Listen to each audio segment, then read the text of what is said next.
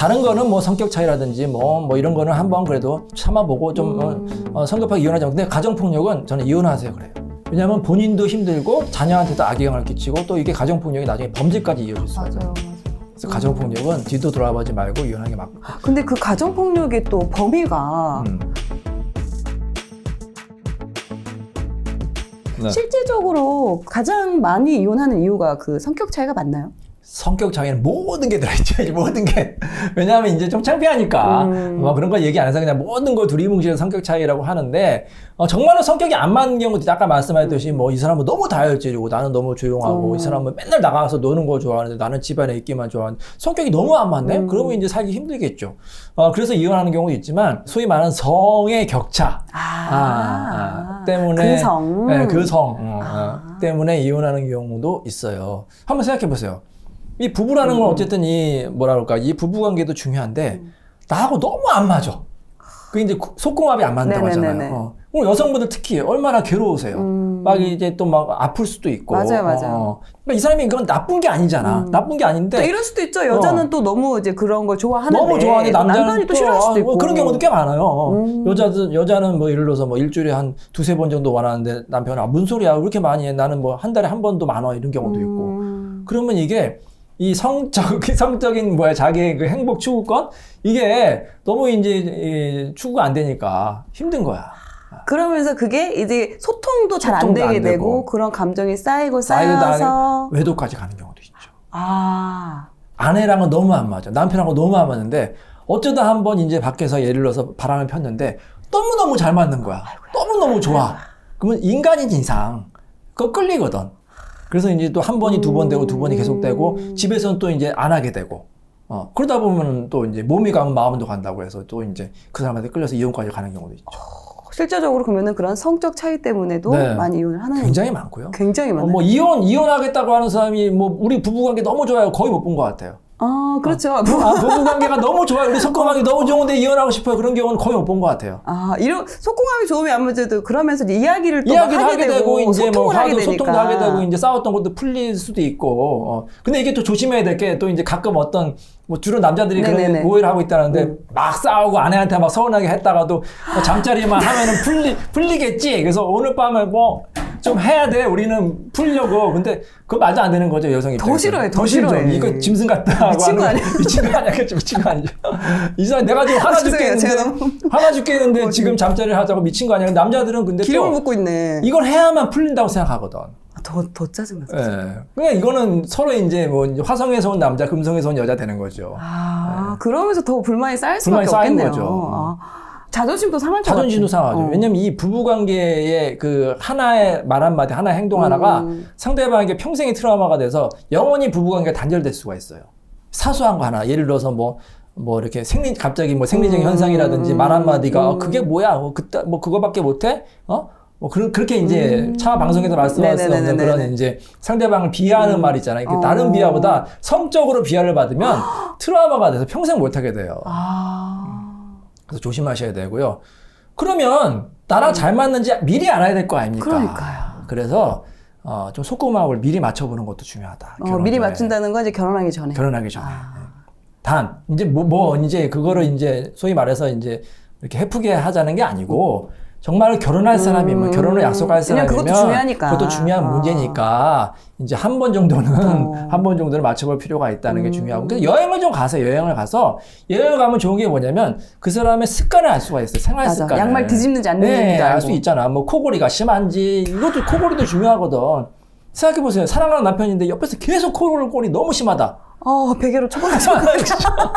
괴롭겠죠? 힘들죠. 그러니까 사람이 잠을 잘 자야 되는데 잠을 못 자면 짜증이 생기잖아. 그것 때문에 정말 힘들다. 난 이 사람 사랑하는데 이 사람 코골이는 사랑하지 않는다. 어떻게 하겠습니까? 그런 걸 이제 여행을 가서 시간을 좀 오래. 어떻게 해야 되느냐? 수술을 하라고 하세요. 코골이 수술을. 그럼 남자친구가 정말 여자친구를 사랑하면 수술은 쉬운 게 아니지만 해야겠죠. 그러면 그 남자는 굉장히 어떻게 보면 훌륭한 남자친구죠. 노력한 거니까. 근데 이거 가지고 그래 막 화만 낸다. 그러면 이거는 나중에 심각한 문제를 발전할 수 있는 거예요. 그런 걸 통해서 반응이 어떻게 나오는지에 따라서도. 그러니까 사소한 거 하나하나 행동 하나하나를 보면은 그 사람의 성향을 알 수 있다니까. 여러 가지가 너무 많아요 알 수 있는 게. 근데 본인도 좀 돌아볼 필요가 있겠네요. 그렇죠. 본인도 상대만 뭐라 할 게 아니라 나 또한 양말을 뒤집지 않는지, 나 또한 코를 골지 않는지, 이것도 본인은 모를 수 있으니까. 자기 객관화가 좀 필요한 것 같습니다. 그리고 여행 가서 이제 음식은 누가 하느냐. 남편은 그냥 맨날 TV만 보고 있어. 야 빨리 음식 만들어. 결혼해서 어떻겠어요. 더 하지. 그럴 땐 옆에 와서 뭐라도 이렇게 좀 챙기고 같이 도와주는 척 만들고, 해주고 예. 집안일 잘 도와주는 남자 저는 좋은 남자라고 봐요. 맞아요. 집안일 하기 싫잖아요. 근데 이제 뭐 자발적으로 하고, 그러니까 도와준다는 개념이 아니라 이걸 당연히 해야 된다고 생각하는 사람, 변호사님 남편이 너무 집안일 잘 도와주는데 나 이혼하고 싶어 하는 사람 못 봤다니까? 대부분이 맨날 TV만 봐요. 다 집안일을 내가 해요 이러지. 집안일을 한다는 건 뭐냐면 책임감이 있다는 거고 다른 사람에 대한 배려감이 있다는 거예요. 내가 하기 싫은 일을 하는 게 내가 희생적인 배려감이거든. 이기적인 사람이 있고 이타적인 사람이 좀 있어요. 성향에 주변에 보면 좀 있죠. 항상 다른 사람을 먼저 생각하고 이타적인 사람 성향이 있다. 근데 자기 욕심이 너무 강한 사람이 있어요. 내가 나만 돈 많이 벌어야 되고 다른 사람은 집 밟고 나는 올라가야 돼. 그런 사람 있잖아요. 똑같아 집안에서도. 내가 왕이고 내 아내는 그냥 소위 말하는 그냥 나 뒷자락거리 하는 여자 이렇게 생각을 한단 말이야. 그런 사람 성향이. 그리고 자기 편한 거, 자기 취미생활. 자기는 좋은 차, 자기는 좋은 옷, 아내는 그냥 뭐 아무거나 하고, 자기 집안만 중요해, 자기 집안에만 잘해야 되는데 처가는 신경 안 써. 이런단 말이에요. 그러니까 성향을 잘 보세요. 연애할 때 다 보인다니까요, 여러분. 다 보여요. 조금만 눈만 크게 뜨면 다 보여요. 근데 그게 또 너무 익숙한 사람은 또 약간 바람둥이일 수도 있지만 그래도 그런 부분들을 잘 체크를 해야 된다. 맞습니다. 그래도 이런 경우는 절대 참지 말고 이혼을 해야 된다. 이런 게 있나요? 이런 행동들. 이런 행동을 했을 때는 무조건 아이가 둘이든 셋이든 이혼해야 된다. 특히 우리나라에서는 이제 자녀 때문에 이혼 못하는 분들이 너무너무 많을 거예요.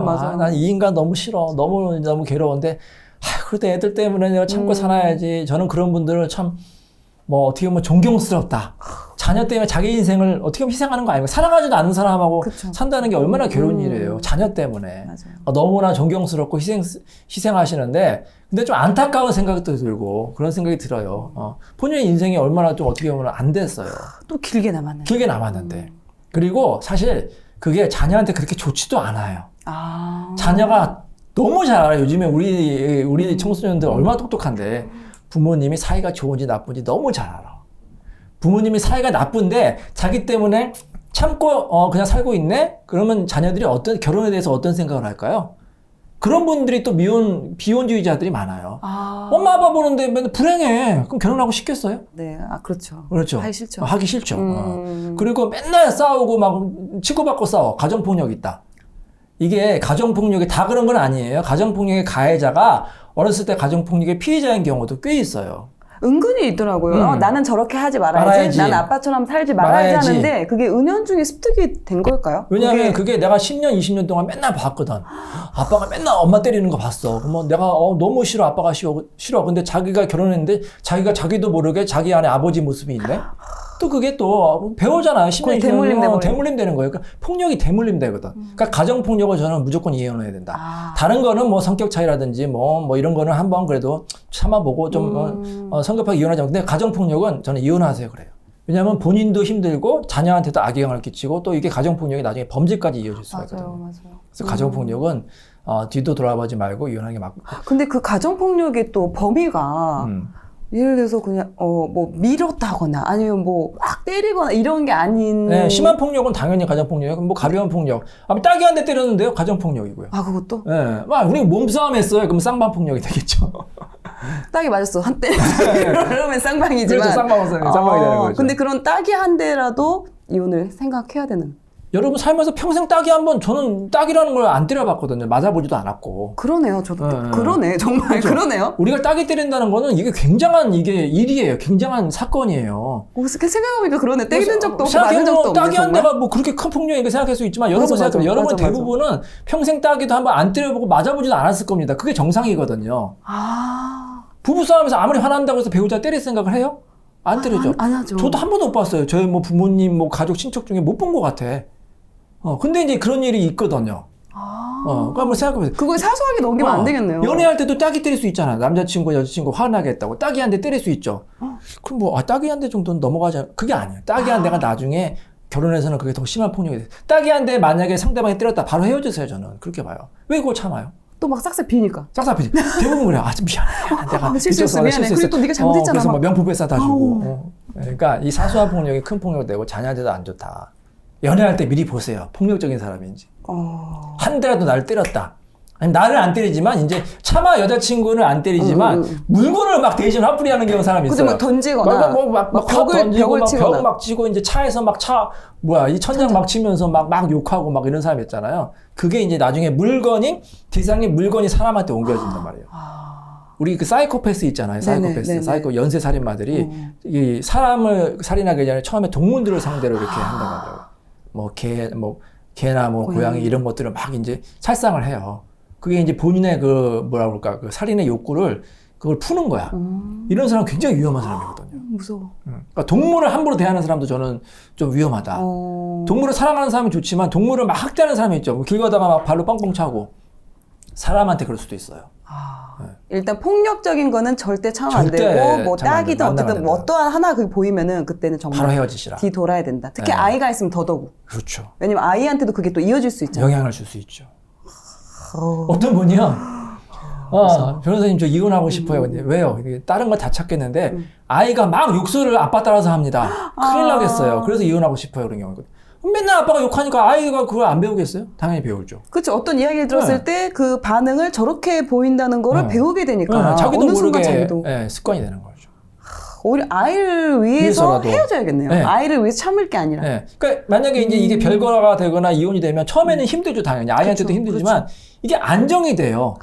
안정이 되고 이제 조금씩 이제 이 행복을 찾아갈 수가 있거든요. 그리고 더 좋은 사람 만날 수도 있고요. 그러면 그 외에 뭐 외도나 이런 부분들은 한번 외도했다고 해서 바로 이혼을 한다거나 이거는 좀 아닌가요? 그거는 이제 선택인 것 같아요. 정답 없는 것 같아요. 나는 한 번도 못 참아. 물론 그것도 맞는 말이죠. 그래서 이제 이혼하는 경우도 있고. 그것도? 한 번 실수할 수는 있지 넘어가는 경우도 있고. 그건 성향이 있는 것 같아요. 근데 그것도 있을 것 같아요. 외도를 했는데 그리고 나서 뭐 걸렸을 때 그 반응을 보고도 그렇죠. 판단할 수 있지 않을까요? 이제 막 적반하장으로 화내는 사람이 있어. 너 왜 내 휴대폰 봤어? 이 나쁜 여자, 막 이런 사람이 있어요. 적반하장으로 자기 잘못한 거 안 하고. 그런 경우에는 좀 문제가 있죠. 근데, 정말 미안해. 사과하는 사람이 있고. 두 가지 성향이 있으니까 이것도 한번 보시기 바랍니다.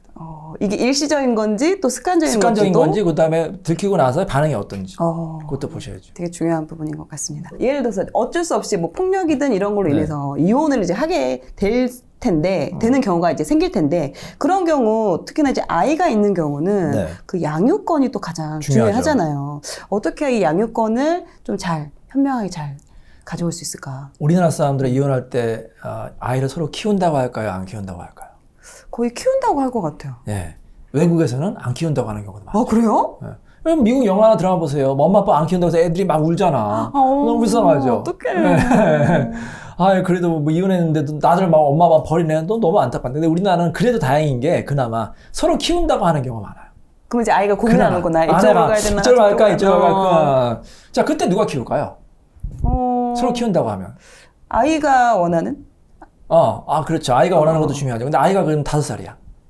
그러면 이제 객관적으로 뭐 경제적인 거나 뭐 이제 평소의 관계나 뭐 이런 걸 보지 남편은 않을까요? 돈을 많이 버네? 아내는 가정주부고 그럼 다 남편이 키울까요?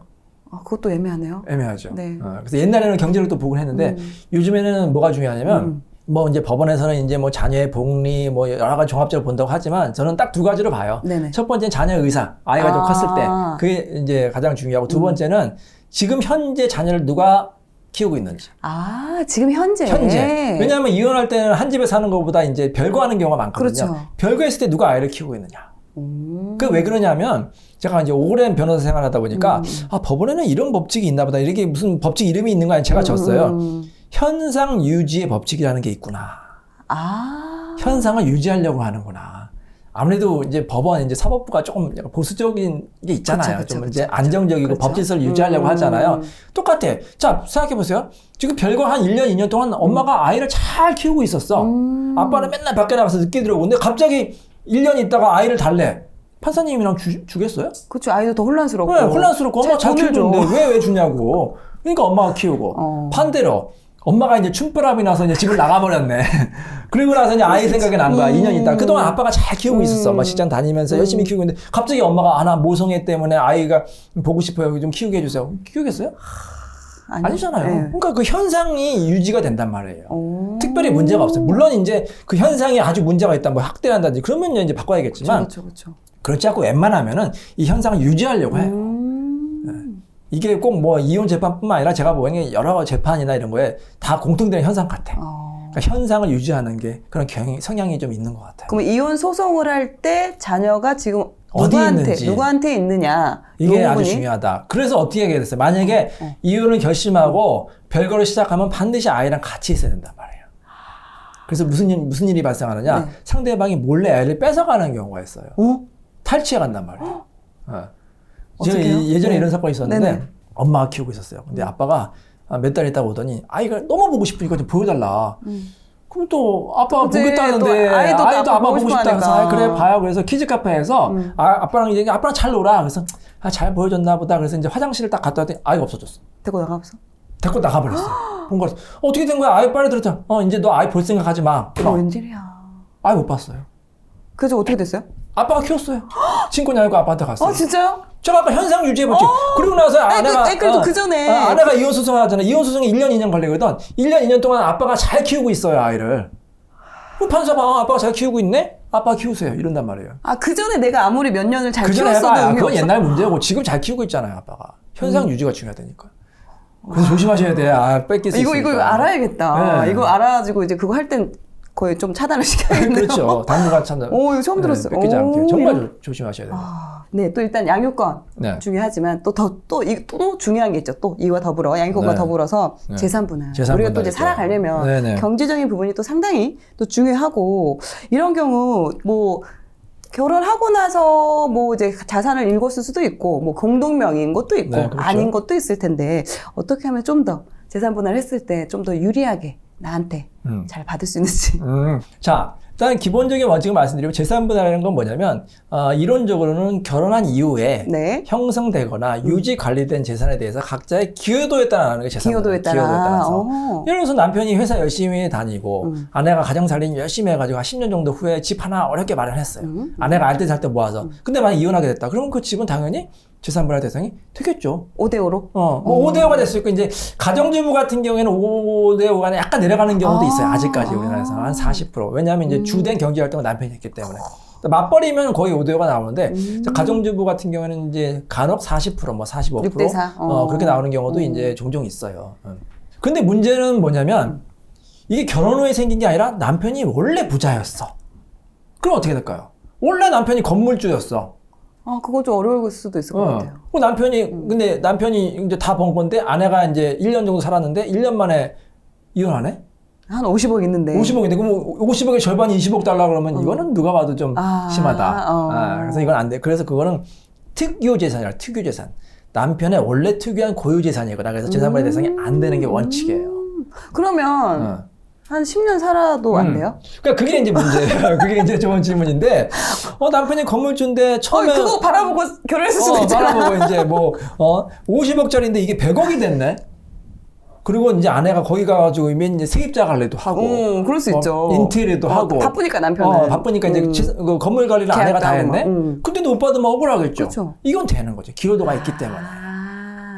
그래서 특유재산, 이거는 이제 비단 결혼 전 재산뿐만 아니라 시부모님이 사준 재산도 똑같아요, 논리가. 시부모님이 건물 사주셨네? 그럼 뭐 1년 만에 이혼하면 못 받아요. 시부모님이 사주셨으니까 너무 고마워서 건물 가서 청소도 하고 10년 동안 내가 관리 잘했다? 그건 받아요.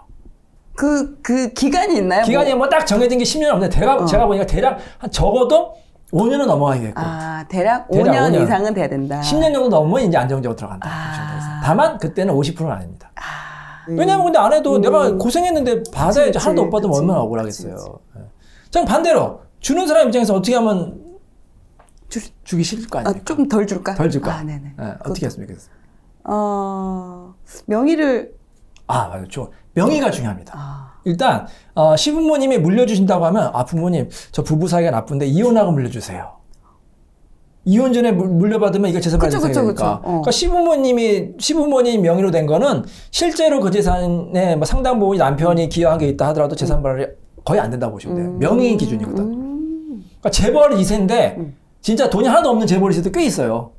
아, 돈이 하나도 없는 재벌 2세? 뭐 준재벌 약간 준재벌 2세. 예. 그러니까 부모님이 다 가지고 있고. 준이라고 해요. 준재벌 2세. 뭐 부모님이 막 건물도 있고 막 수천억 재산가인데 남편 명의로 뭐 있어? 전세금 뭐 한 5억짜리 있어. 이거밖에 없는 경우도 꽤 있어요. 제가 실제 상담한 게 있거든요. 이 시부모님이 아는 거야.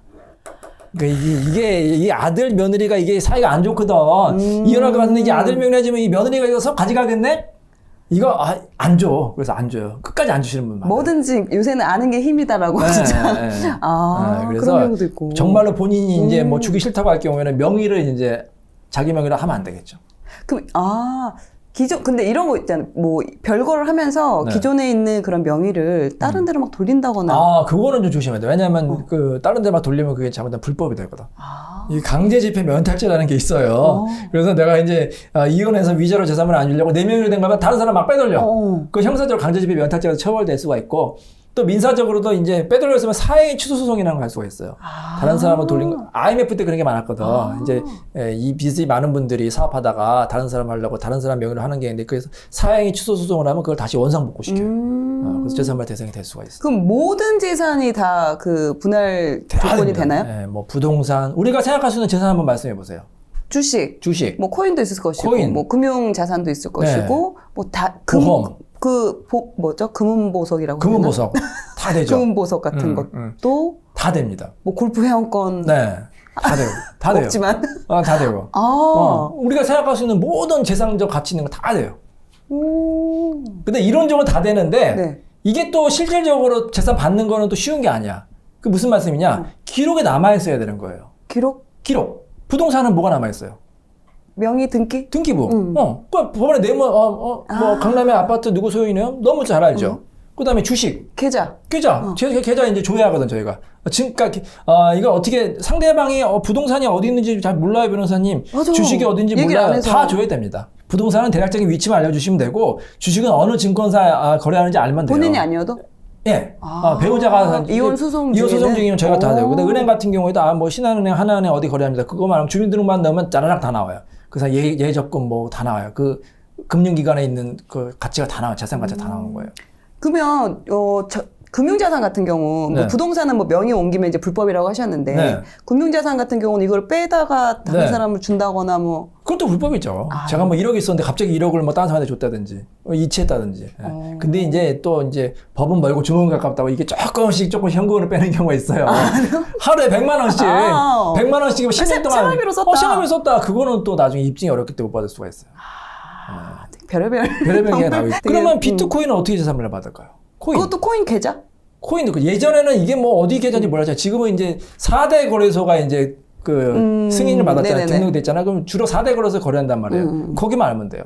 업비트, 빗썸, 뭐 코인원 이런데 이제 한다고 하면 거기에 쫙 나오면 거기에 뭐 어디 코인인지 다 나와요.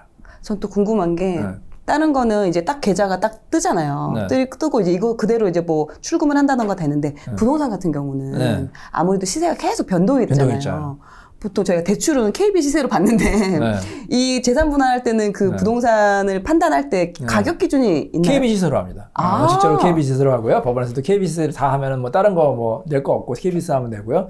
근데 이제 재밌는 게 뭐냐면 집값이 너무 많이 올랐잖아요, 그동안. 지금은 좀 떨어지고 있지만. 그래서 예전에 이런 경우가 많았어요. 예를 들어서 이제 부부가 처음에 별거부터 한다고 했잖아요. 별거 시에는 집값이 5억이었어. 근데 한 2년 정도 있다가 이혼을 하려고 결심했어. 이혼 소송할 때는 이게 7억이 됐네? 소송할 때는? 그리고 이제 이혼 재판 끝날 때쯤 되니까 이게 이제 한 9억이 됐네? 그럼 언제 기준으로 할까요? 5억, 7억, 9억. 9억. 그렇죠. 재판 끝날 때 기준이에요. 사실심 변론기준이. 그러면. 그리고 또 재밌는 게 뭐냐면 항소를 하거든요? 항소했더니 이게 10억이 됐네? 그럼 언제 기준으로 할까요? 10억. 제일 마지막.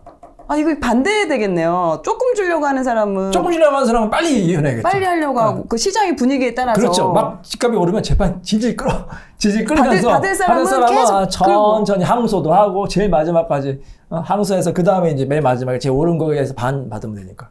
그래서 이게 혼자 생각하면 안 되고 네. 물론 이제 어쩔 수 없이 이제 이혼을 하게 되는 상황이면 그렇죠. 이제 전문가의 도움을 그렇죠. 특히나 이렇게 사례가 많은 분한테 이렇게 그렇죠. 조언을 받아야지. 그리고 요즘엔 또 이제 조정 같은 걸 하거든요. 이제 꼭 재판이라는 게 판결까지 가는 게 아니라 중간에 조정으로 많이 합의를 해요. 그럼 조정하면은 예를 들어서 남편 재산이 뭐 아파트도 있고 상가도 있고 돈도 있고 하면 예전에는 돈으로 반주세 했는데 요즘에는 부동산으로 받는 경우도 있어요. 부동산 가격이 계속 오르니까. 그래서 뭐 아파트를 현물로. 받거나 아니면 뭐 상가 건물을 받거나 이게 현물로 받으면 처음에는 현물 받아도 10억인데 이게 나중에 막 몇 억 되니까 뭐 20억 2배 되고 변호사님 감사합니다 이런 경우도 있거든. 그때 현물로 받기 잘했어요. 그런 경우도 있어요. 그럼 그런 것도 이제 좋은 가치. 근데 뭐 저희가 근데 부동산 가치는 저희가 전문가는 아니잖아요. 그러니까 이제 본인이 살펴봐야겠죠. 이게 부동산으로 받는 게 좋은지는 본인이 판단하에 부동산 가서 물어보세요. 이게 괜찮은 이제 물건이면 이제 부동산을 받는 게 좋겠죠. 그럼 요즘 또 이런 것도 많이 하는 것 같아요. 네. 그 아무래도 세금이나, 그러니까 부동산 네. 말씀하셔서 이제 네. 얘기를 꺼내 보면은 네. 집값이 많이 오르다 보니까 또 이제 규제가 많고 하니까 네. 이걸 이제 세금 줄이기 위해서 위장 이혼을 한다거나 아니면 또 이런 것도 있잖아요. 빚이 너무 많아서 네. 이거를 좀 뭔가 좀 탕감하거나 이렇게 좀 부담을 안 주려고 또 이렇게 이혼하는 위장 이혼이라고 하죠. 그런 경우도 작년에 특히 많이 오신 것 같아요. 작년에 많이 오신 작년에 규제가 셌죠. 네. 부동산 규제가. 원래 이제 보통은 이제 이혼 상담하다 보면 상담하러 혼자 오시잖아요. 그쵸. 아내하고 남편이 그쵸. 이혼하고 싶습니다. 아니면 그렇죠. 이제 가족이 사이좋으면 가족이랑 뭐하러 와. 그러니까 가족이랑 오든지. 근데 둘이 딱 왔는데 저희 부부인데 부부가 같이 오는 경우가 가끔 있단 말이야. 그러면 이제 이게 두 가지 중에 하나야. 첫 번째 뭐냐면 협의 이혼을 하려고 합의를 이제 이미. 했는데 이 합의를 좀 도와줘서 하는 경우도 있고 두 번째는 이제 위장 이혼인 거죠. 부부가 사이가 좋아. 손잡고 들어오는데 이혼 좀 해주세요. 실제적으로 그런 사례가 많다는 거죠. 그럼 혹시 위장 이혼? 예, 그렇습니다. 이런 경우가 있어요. 그럼 무슨 이유 때문에? 대부분이 세금이죠, 세금. 지금 1가구 2주택인데 3주택인데 이거 좀 이혼해서 1가구 1주택으로 좀 만들고 싶어요. 1세대, 정확히 1세대 1주택. 이걸로 좀 만들면 세금 좀 아끼니까 좀 그걸로 좀 이혼하고 싶어요. 이렇게 오신 분들이 이제 간혹 있죠. 그럼 어떤 이야기 하세요? 일단 하지 말라고 하죠. 위장이혼은 어쨌든 편법이니까 뭐 제가 대놓고 위장이혼 하세요 도와드리 그렇게는 못하고 위장이혼 하면 안 됩니다. 근데 꼭 이혼하고 싶다면 그러면 이렇게 다짐해요. 그거 위장이혼이 아니라 진짜 이혼하시는 거예요. 왜냐하면 위장이혼이라는 거 법에서는 없어요. 우리 위장이혼이나 서류 내면 그게 끝이에요. 그게 이혼이 되는 거예요. 진짜 이혼이에요. 두 사람이 머릿속으로 우리 위장이혼 하는 거야. 그건 두 사람 머릿속이고 그치. 법원에서는 몰라요. 그쵸. 그래서 이혼 서류 내면 그냥 그게 진짜 이혼이 되는 거예요. 제가 이거 두 분이 위장이혼 하는 게 아니라 진짜 이혼하시는 거예요. 이렇게 말씀을 드려요. 그리고 진짜 위장이혼이 진짜 이혼이 되기도 해요. 왜요? 왜 그럴까요? 두 사람이 우리 사이 좋은데 재산이 많어. 100억대야. 그러면 우리 50억씩 나누고 이제 위장이혼 하자. 위장이혼 했어요. 갑자기 남편이 돈이 없다가 50억이 생겼어. 옆에 아주 멋진 여성이 나타나네? 아내도 마찬가지야. 헬스클럽 갔더니 아주 멋진 남성이 갑자기 나타나서 누나 하면서 막 밥 사줘. 그러니까 왜 누나 결혼했어? 나 이혼했어. 돌싱이야. 서류상 이혼했잖아. 그거 법적으로는 맞죠? 이혼한 거죠. 그쵸, 돌싱이잖아. 그렇죠. 그래서 만나게 돼. 계속 만나가 또 사람이 만나면 정이 쌓이거든. 그치.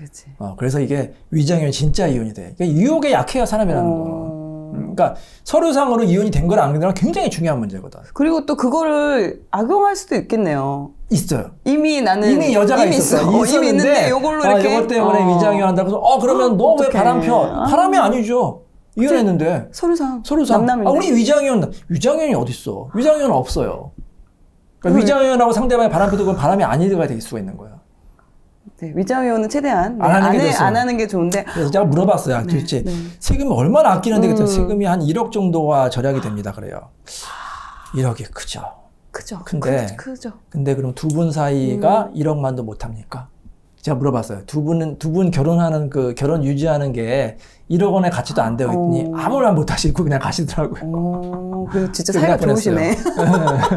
그럼요. 저희 5천만 원밖에 안 돼요. 이래버리면. 이혼하는 거겠구나. 이혼하는 건데. 그냥 아마 안 하고 가셨는데 그분 이혼했는지 아닌지 모르겠어요. 안 했을 것 같네요. 네. 하지 마세요. 위장이혼 안 하는 게 좋아요. 1억 벌려고 이혼해서 그거 얼마나 부귀영화를 노리려고 그러십니까? 그럼 지금 혹시라도 이 영상을 보시고 이혼을 이제 계획하고 있으시거나 또 이혼을 이제 하신 분들한테 좀 한마디 또 이제 전문 변호사이시다 보니까 한마디 해주신다면 어떤 이혼은 말이 성급하게 하면 당연히 안 되겠죠. 근데 이제 또 그렇다고 이혼을 너무 터부시하는 것도 저는 다시 한번 생각해봐야 된다. 왜냐면 본인이 너무 불행하다. 제 책 좀, 책 한번 보여드릴까요? 네네네. 예, 제가 책 썼으니까.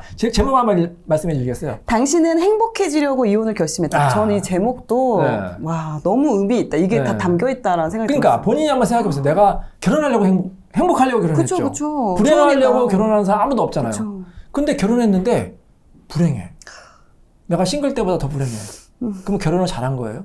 여러분 인생의 주인공은 나야 나 아닙니까 내가. 그렇죠. 아, 뭐 자녀 물론 자녀도 중요하죠. 뭐 사회적인 체면 부모님이 하지 말라고 한 물론 중요하죠. 근데 여러분 세상에서 제일 중요한 건 본인이잖아요. 맞아요. 본인의 행복이잖아요. 내가 먼저 살아야 이제 자녀도 그렇죠. 돌보고 하는 거니까. 그리고 여러분이 행복해 자녀도 행복한 거다. 내가 너무 불행하고 맨날 이 인간하고 사는 게 너무 불행하다. 그러면 자녀도 불행해져요. 또 아이한테도 짜증내고. 네, 그래서 한번 잘 생각해 보세요. 내가 이 결혼 생활 유지하는 게 행복하지. 그리고 이혼했는데도 행복할 자신이 없다. 그러면 또 다시 한번 생각해 봐야겠죠.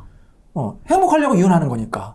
덜 불행하려고 이혼하는 거예요. 그러니까 이혼에 대한 준비가 있은 다음에 그 다음에 이혼을 결심하시기 바랍니다. 그 이혼을 준비한다는 건 어떤 게 좀 경제력도 준비돼야 중요한 될까요? 거니까. 내가 그러면 이혼하면은 재산분할 얼마를 받을 수 있는지. 연금 같은 경우도 분할이 되거든요. 아, 연금이요? 연금 분할. 오. 그러니까 남편의 연금 얼마 받는지. 공무원 연금 뭐 다 돼요. 국민연금 다 분할 받으니까 내가 그러면 연금을 얼마 받는지. 내가 노후 생활도 해야 되는 거 아닙니까? 그쵸. 그것도 한번 따져보시고. 그 다음에 자녀를 키우려면 양육비를 얼마 받을 수 있는지. 그럼 양육비 얼마 받을 수 있는지 이제 가정법원에서 이제 양육비 산정 기준표가 있어요. 그걸 보세요. 그러면 남편의 수익 구간에 따라서 뭐 매달 얼마 뭐 100만 원, 뭐 200만 원 받을 수 있는지. 그걸 잘 따져보시고, 아, 내가 이 정도 경제력이면 어느 정도든지 살 수 있겠구나. 그리고 또 재혼을 하실 건지 안 하실 건지도 결정하시고, 여러 가지를 종합적으로 결정하신 다음에, 그 다음에 준비가 다 된 다음에 이제 이혼을 때 결심하셔도 늦지 않는다. 이렇게 보시면 되겠습니다. 아.